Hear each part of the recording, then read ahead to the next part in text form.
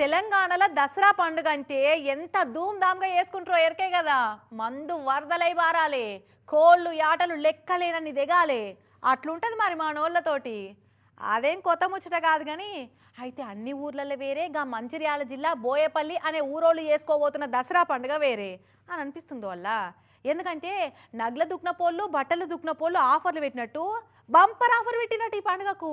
ఇంతకే ఆఫరో మరి? అరే వా, ఆఫర్ అంటే ఆఫర్ అయిపో. గీ బోయపల్లి ఊరోళ్ళు పెడుతున్న దసరా ఆఫరు ఇగో.